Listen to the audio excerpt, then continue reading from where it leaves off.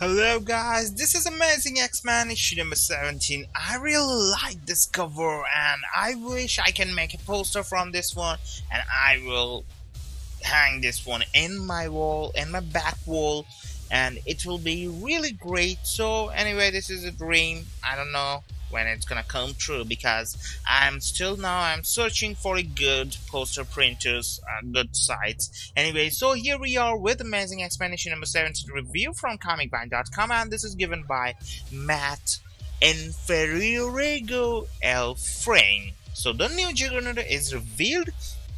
The good things about this one is the race to get the gem of Cyttorak is in full effect as multiple parties want to become the next Juggernaut. So this is the issue where we finally found out who is the new Juggernaut, which is something we wrote about the other day and something we are flat out spoiling today. However, we will not spoil in this review who ends up becoming the next Juggernaut. However, we can see that it's one exciting ride up to the point, and there's a few moments that will have readers on the edge of their seats. Writer Chris Yost really does pull at readers' heartstrings here as certain people come closer and closer to grabbing the gem, but in the end the person who does become the next Juggernaut was completely out of left field, and a fantastic twist for the story. Again, we are keeping you in the dark, but what we can see is that Yost is bringing back a character fans have not seen a lot of.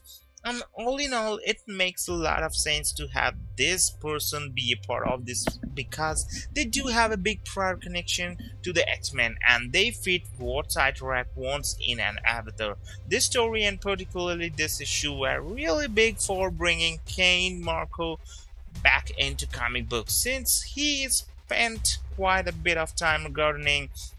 Instead of punching things, Cain takes some of his anger out on Iceman, since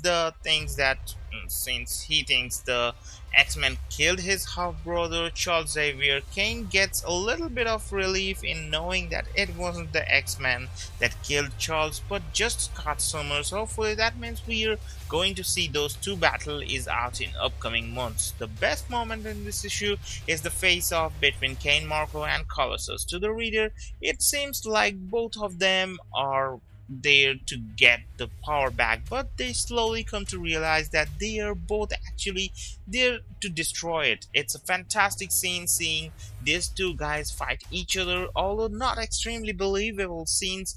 Colossus has super strength and Cain does not.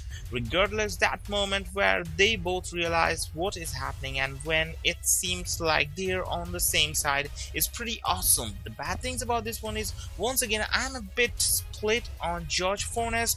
There are times where his artworks looks fantastic in this issue, but especially on the final page, but there are times where things get a little rough, like the fight between Colossus and Cain. After 3 issues, I've come to realize that I just don't like how Fornes draws Colossus. He comes off as a bit too cartoony compared to everyone else in the book. Maybe Colossus needs a new costume as well, but considering he sticks out like a sore thumb compared to most everyone else's looks here, except for Faster, whose costume also looks awful and dated. The verdict from this issue, what we get, is pretty much cool and awesome.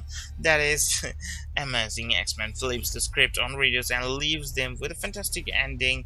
The Once and Future Juggernaut has been thus far a really great storyline that on the surface is the fun race to grab a gem, but aside from that, it's a lot about Cain Marko trying to redeem himself and fight for his family. So hope you guys have enjoyed this one. This is to be concluded. Lots of have to come, lots of things. If you want to enjoy the story, buy this book and support the creators. Have a great